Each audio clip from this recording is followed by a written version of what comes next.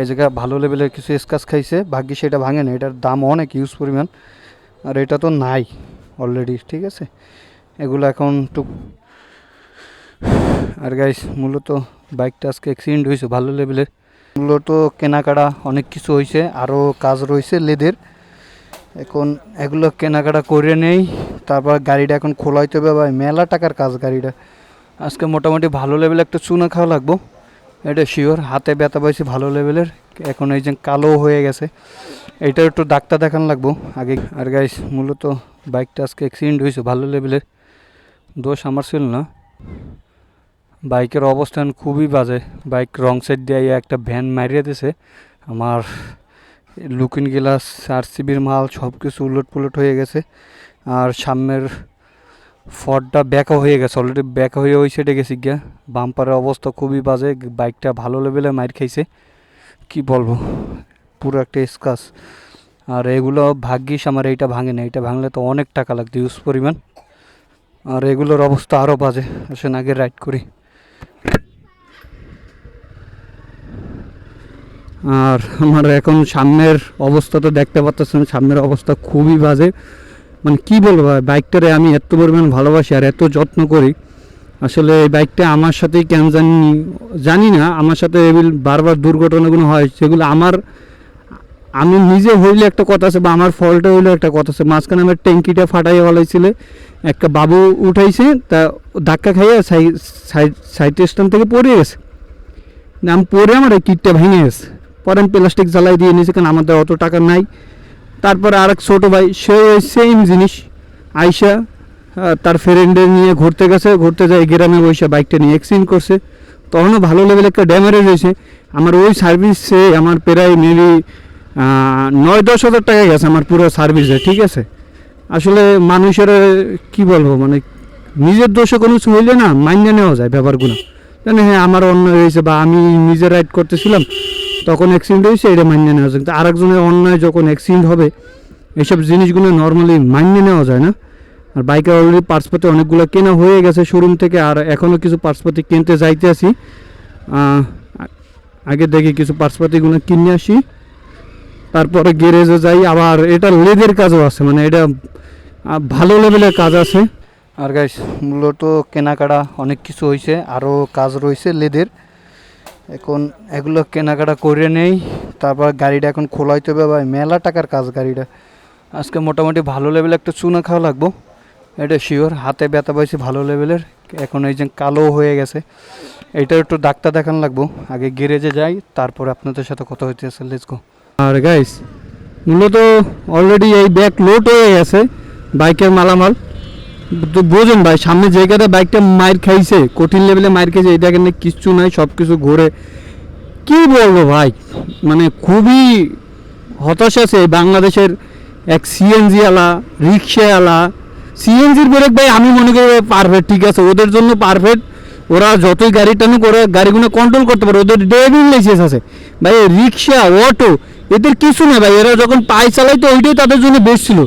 তারা যখন এইটা করতে, এইটা পুরো আমি মনে করি পুরো অন্যায়। আসলে সরকারের ঢাকা শহর উড়ে যেতেছে, এটা যুক্তি আছে।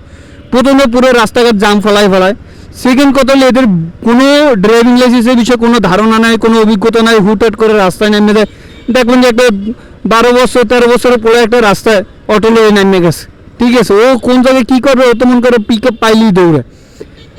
আর এরা ভাই আপনি অ্যাক্সিডেন্ট হওয়ার পরে আমি এদেরকে কি বলবো, আপনি না পারবেন এদেরকে মারতে, না পারবেন জরিমানা নিতে।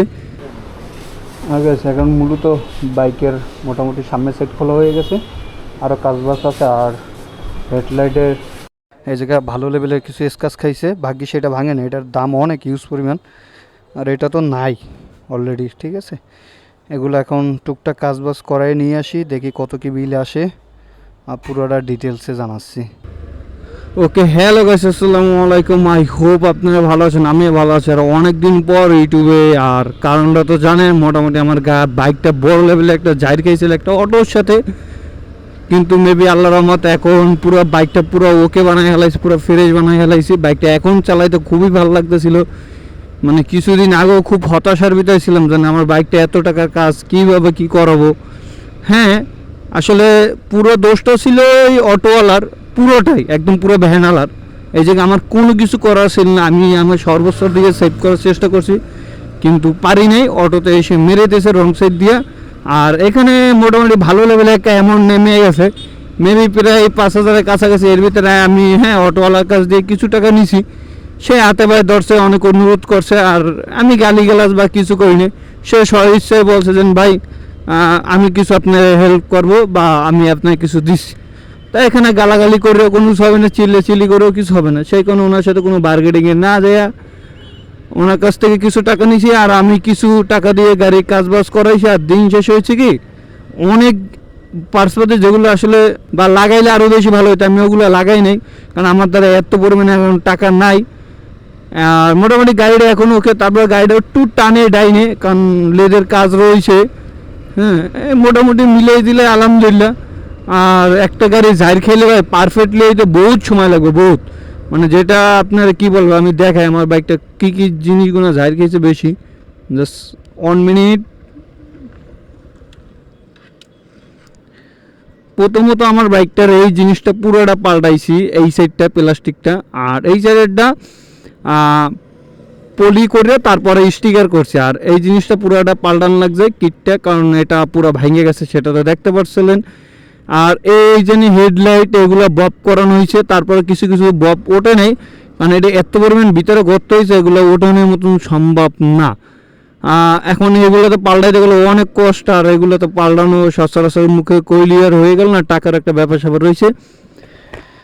সেই কারণে এটা বব করাই নিছি। বাম্পারটা পুরো অবস্থা পুরো ভাঙ্গে চুরে গেছে, বাম্পারটা চেঞ্জ করছি। তারপরে যেগুলা মোটামুটি এই দেখেন আমার RCBর যেই একটা দাগ পড়ছে ভাই, এইটা পুরো খাইয়ে গেছে, এই জিনিসটা খাইয়ে গেছে, মানে ভালো লেভেলে আমার RCBর উপর দিয়ে দাগ পড়ছে। ক্লাসটাও খাইয়ে গেছে, এই দেখেন ক্লাসে কোনা খাইয়ে গেছে। মোটামুটি গাড়িটা ভালো লেভেলে একটা মাইর খেয়েছে। আর লুকিং গ্লাস এগুলোতে স্কাচ ছিলই। আর এই জন্য এই সাইড একটু চলে আইছে হালকা, একটু মোটামুটি কাজবাজ করছি, ঠিক আছে। এই মোটামুটি ভাই বোঝেন তো গ্যারেজে গেলে কি পরিমাণ খরচা হইতে পারে। মোটামুটি আমার বাইকটা সামনে দিয়ে ঝাইর খেয়েছে, পিছন দিয়ে ওইভাবে ঝাইর খাই নাই। সেই কারণে অল্পর উপর দেওয়া যাওয়ার গেছে। আর কি করার, আলহামদুলিল্লাহ এখন বাইকটা ফ্রেশ আছে, নিজেদেরও ভালো লাগতেছে। আর এটাই। আর ভাই আমি বলবো অটোওয়ালা রিক্সাওয়ালা আসলে এগুলো প্রথমত ড্রাইভিং লাইসেন্স না থাকার কারণে ভাই আসলে ড্রাইভিং লাইসেন্স থাকাটা দরকার, কিছুটা হলেও শিখতে পারবে, ঠিক আছে। আমরা জানি এখন আমরা আমি নিজে ড্রাইভিং লাইসেন্স টাকা দিয়ে হয়েছি, ঠিক আছে, এইটা হলে আলাদা হিসাব। কিন্তু তারপর অনেকগুলো চিহ্ন বা অনেক কিছু কোর্সিং এগুলো দেওয়া থাকে, এগুলো আসলে কিছুটা হইলেও প্রায় সব কটা মাথায় না ঢুকলে যেগুলো ইমার্জেন্সি এগুলো অবশ্যই 100% মাথার ভিতরে ঢোকে। আমি মনে করি এই যে CNG চালানো দেখেন আর অটোওয়ালাকে চালানো দেখেন, দুইজন ড্রাইভারের ভিতরে আকাশ পাতাল ব্যবধান। কারণ CNG অনেক খুব সময় নিয়ে বা তাদের ব্রেকিং কন্ট্রোলিং বা অন্য ইত্যাদি সব কিছু ভালো। অটো এর মনে করেন ব্রেক মারতে দেখবেন ও উড়িয়ে গেছে, ঠিক আছে। এরা প্রথমত ভাঙায় নামবো না, ঢালে নামতে পারে না, এদের মেলা সমস্যা আছে, মেলা লিমিটেডের মধ্যে অটো চালাইতে হয়। আর কি বলার, এটা নিয়েই চলতে হবে, কিছু করার নাই।